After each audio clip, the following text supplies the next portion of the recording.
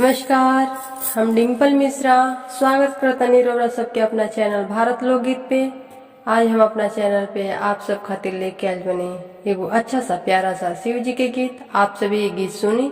अगर ये गीत पसंद आए तो लाइक सब्सक्राइब शेयर करें और कमेंट करके बताएं कि ये गीत आप सबकी कैसन लागल है। चंदना घरही कटाइब पिढ़ई बनाइब हो।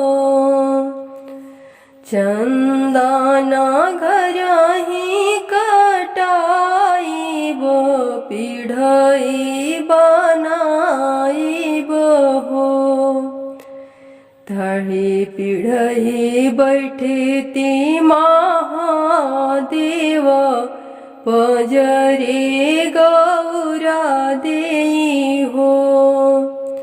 ताही पिढ़ई बैठती महादेव पजरे गौरा देई हो।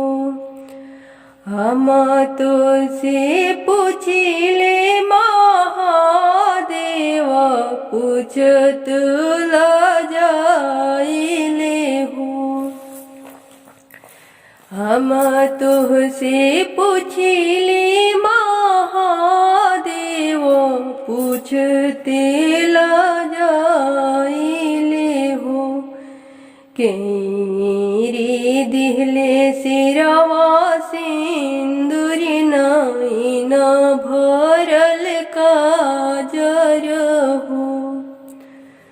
के जे दिहले सिरवा सिंदूरी नैन भरल काजर है। मोरे गाँव हई मोला होरिया सगर गुनामाया गर हो।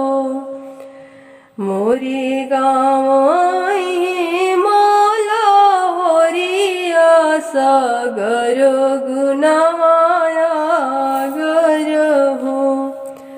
ओही दिहले सिर सिंदूरवा नैन भरल काजर हो।